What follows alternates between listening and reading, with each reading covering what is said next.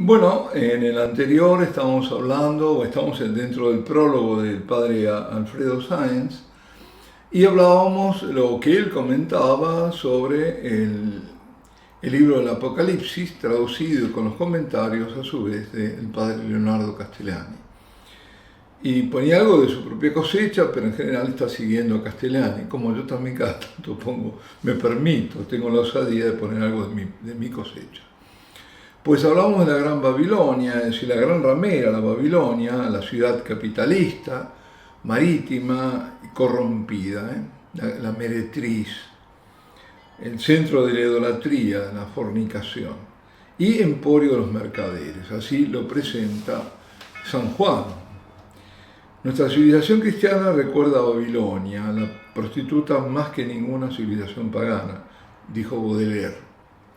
Una civilización putrefacta en sus entrañas, pero el Apocalipsis nos asegura que esta gran Babilonia caerá un día, y de golpe, y se va a desplomar estrepitosamente.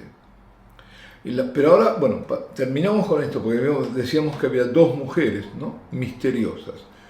La otra mujer del Apocalipsis es la mujer coronada.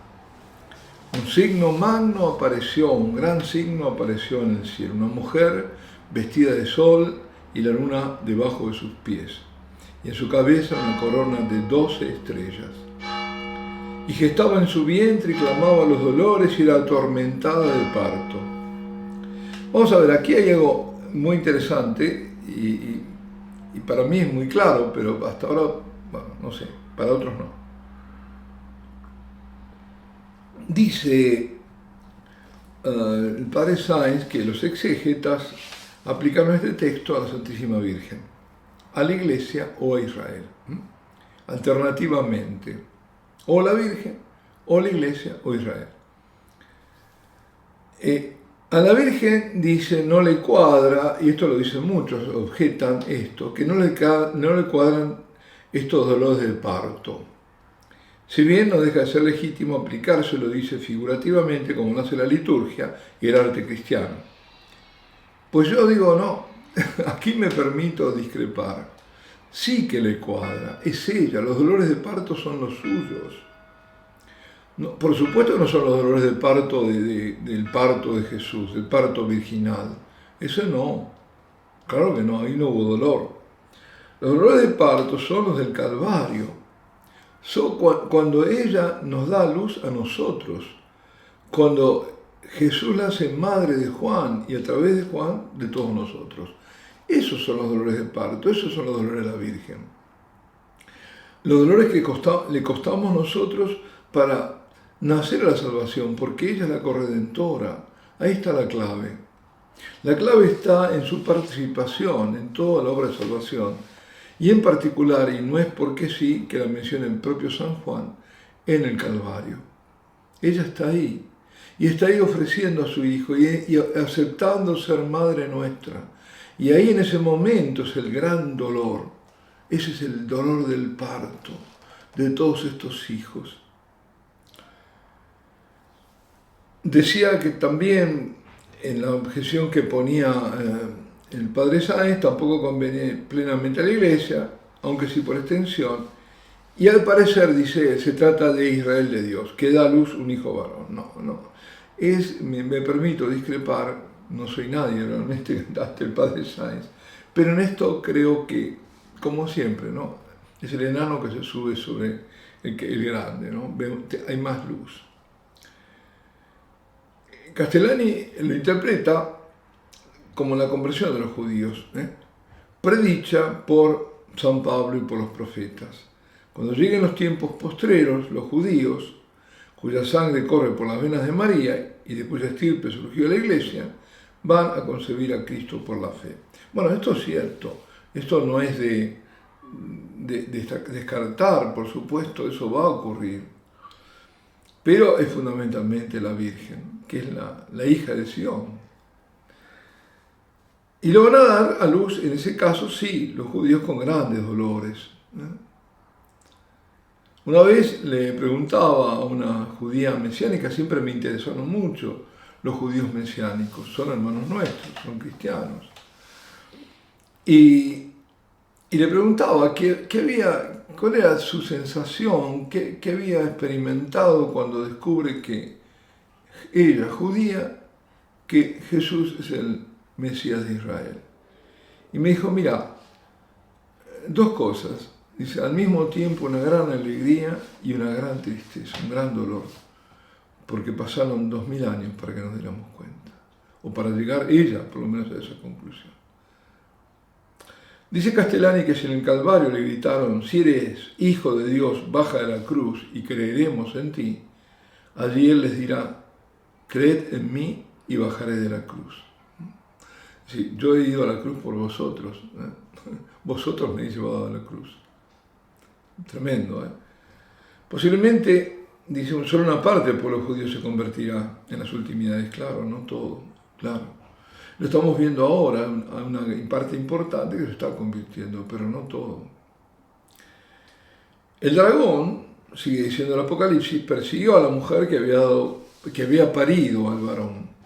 ¿Quién huyó al desierto? La soledad, es decir, la mujer huye al desierto. La soledad parece, el desierto que es soledad, ¿no? Es otro de los. Significa el abandono y desprecio a los neófitos por parte de los judíos no convertidos. Es decir, aquellos que de Israel, ¿no?, que reconocen al Mesías, son dejados solos por los otros, los no convertidos. Y también por el ingente mundo apóstata que los rodea, es decir, ese mar de apostasía en el cual estamos inmersos, el mundo pagano y neopagano. Y al fracasar en su intento, el dragón se fue a hacer guerra a los otros de su semilla, es decir, dirá la guerra a aquellos que guardan, los hijos de la mujer, que guardan los mandamientos de Dios. Ahora, pareciera indicarse que hay dos grupos de hijos de la mujer, separados. Por un lado, los judíos convertidos y nosotros, los cristianos de la gentilidad, y por otro lado, los judíos neófitos y los cristianos viejos. Es decir, aquellos que vienen del judaísmo inicial. Las dos mujeres del Apocalipsis representan pues la religión en sus dos polos extremos. La religión corrompida, es decir, la ramera, que está montada en la bestia roja, y la mujer gloriosa, que da a luz en el dolor. El significado concreto ya escatológico de las dos mujeres es este, según parece. La mujer celestial y afligida, dice, es el Israel de Dios, Israel hecho iglesia. En realidad, la mujer celestial afligida es el misterio de María, que se revela en nuestro tiempo y es la corredentora, y por eso se revela llorando. ¿Cuántas imágenes de la Virgen hay que está llorando? ¿Por qué aparece llorando y no de otra forma? A veces exudando también aceite, ¿no? ¿Pero por qué? Porque es la ungida además, ¿no? Pero, ¿por qué llorando? Para indicarnos, este es el tiempo. Y aquí se está manifestando quién es María, el misterio de María. La mujer que llora los dolores del parto, repito. Y la mujer ramera y blasfema, es decir, todo esto que dije yo no es lo que dice el padre Sáenz, lo digo yo sobre María. Ellos dicen que es Israel, el Israel convertido. Y la mujer ramera y blasfema es la religión adúltera o adulterada, ya formulada en la falsa iglesia en el fin del siglo, prostituida a los poderes de este mundo, entregada a los poderes de este mundo y asentada sobre la formidable potencia política y tiránica del imperio del anticristo, es decir, sirve al anticristo. La falsa iglesia que sirve, o la antiiglesia, como la llamaría el Papa Juan Pablo II, cuando todavía era cardenal. Y comparece en esta dramaturgia dos personajes misteriosos además. ¿Quiénes son? Los llamados dos testigos. No dice quiénes son, dice dos testigos. Y que para algunos son Enoc y Elías, los dos que fueron arrebatados. Soloviev los personifica en su relato en los jefes de la Iglesia luterana y de la Iglesia ortodoxa, Pablo y Juan, que finalmente se reconcilian con Pedro II el último papa. El anticristo los manda a asesinar y Cristo los resucita luego de 3 días y medio. Y todo eso acontece en la ciudad de Jerusalén, la capital del anticristo en ese momento. En medio de la tragedia se destacan los fieles perseguidos, que se van convirtiendo en una pequeña minoría perdida en el océano de las multitudes apóstatas. Es decir, el pequeño resto, como tantas veces el pequeño remanente. El totalitarismo del anticristo y la ecumenicidad de su imperio les imposibilitará todo intento de migración. No va a poner emigrar. Va a estar por todos lados el anticristo. El mundo entero va a ser una inmensa cárcel, sin escape posible. La lucha secular, por eso, ¿qué van a hacer? Pequeñas islas de fe, de gracia, en medio, y donde va a ser alimentado. Yo interpreto, además, de nuevo, esto es mío, porque dice que va a ser la mujer alimentada. En ese momento la mujer ya no es la Virgen, sino es la Iglesia. Va a ser alimentada en el desierto, que es un desierto de apostasía, es un desierto, pero van a ser también como un mar de apostasía, pequeñas islas. Ahí está el resto fiel. Y es la lucha secular entre el bien y el mal que llega al culmen. La opción por Cristo o por el anticristo se hace universal e ineludible. O estás con Cristo o estás con el anticristo. Punto. No hay lugar a la tibieza. La Iglesia va a desaparecer de la superficie, será obligada a reducirse y a recluirse en las catacumbas. La sola profesión de la fe en Cristo pondrá a los fieles en situación de martirio. Los primeros mártires tuvieron que luchar contra los emperadores. Los últimos mártires les toca luchar contra el mismo Satán. Por eso serán mártires mayores. Y ni siquiera serán reconocidos como mártires. Eso lo agrega San Agustín, ya que se los condenará como delincuentes ante las masas víctimas de la propaganda. Lo dice el Señor, van a creer que están haciendo un bien, y sin embargo los van a matar justamente por mi causa. La llamada opinión pública estará en favor de esa persecución. Son los que no se ensuciaron con mujeres, es decir, con la mujer, la ramera, hombres limpios, en cuya boca no hay mentira, islotes de la fe. También, qué bueno, la misma imagen que doy yo, de islas, de islotes, lo dice el padre Sáenz, islotes de la fe, acosados por la traición y el espionaje. Claro, la delación, lo hemos visto. Bastó el miedo de una supuesta peste, ¿no?, para empezar la delación, y verán el templo hollado por los paganos, verán mercenarios en vez de pastores, verán cómo la jerarquía del falso profeta enseña una religión nueva. Su noche oscura se irá, ya que Dios se va a ir espesando esa oscuridad, más oscura, ya que Dios guardará silencio y parecerá cerrar sus oídos a las oraciones de los héroes. Los santos serán vencidos, lo dice. Satanás y sus ministros le dirán con sorna: ¿dónde está vuestro Dios? ¿Dónde está vuestro Dios? Y ellos callarán. Nadie podría aguantar si Cristo no volviese pronto. Su único apoyo serán las profecías, escribe Castellani. El Evangelio eterno, es decir, el Apocalipsis, habrá reemplazado los evangelios de la espera y el noviazgo. Y todos los preceptos de la ley de Dios se cifrarán en uno solo: mantener la fe ultra paciente y esperanzada. Y no podemos obviar una figura aquí también, que es la de Miguel, ¿no?, empeñado en la lucha grandiosa con el dragón y sus adláteres de la tierra. Y si produjóse una guerra en el cielo, Micael y los ángeles suyos, salieron a guerrear contra los del dragón. Micael quiere decir ¿quién como Dios? Es un nombre y un clamor. Los que se arrodillan ante la fiera exclaman: ¿quién igualará a la fiera y quién podrá luchar con ella? Son dos gritos que se confrontan. ¿Quién como Dios y quién como una fiera? En la primera batalla, la que se desarrolla en las alturas, el ángel arroja al dragón del cielo a la tierra. Allí el demonio recobra aliento e instaura su reino en la tierra por medio del anticristo. Pero cuando la victoria de este y de su falso profeta parezca ineluctable, en aquel tiempo se levantará Micael, príncipe de nuestro pueblo, como profetizó Daniel. Sabemos que es el ángel custodio de Israel y también, por lo tanto, el ángel custodio del nuevo Israel de la Iglesia.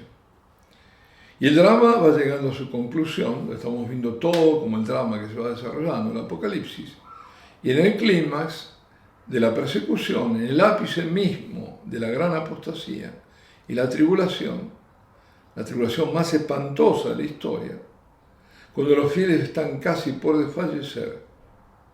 Impresiona aquello de Cristo, Cuando venga el Hijo del Hombre, ¿acaso hallará fe sobre la tierra? Va a ser una gran prueba. Llegará inesperadamente el momento de la victoria, cuando todo parece perdido. De la victoria no última, sino penúltima. Porque dice, y vi a la fiera y los reyes de la tierra y sus ejércitos congregados a guerrear contra el sentado en el corcel y los ejércitos de él. Y apresada fue la fiera y con ella el pseudo profeta o el falso profeta. Fueron lanzados estos dos al lago ardiente de fuego azufre. Y acá retorna el ángel, quizás Micael, con una gran cadena en la mano, y aprehendió al dragón, la antigua serpiente, que es el diablo y Satanás, y lo ató 1000 años. Por eso dice penúltima derrota.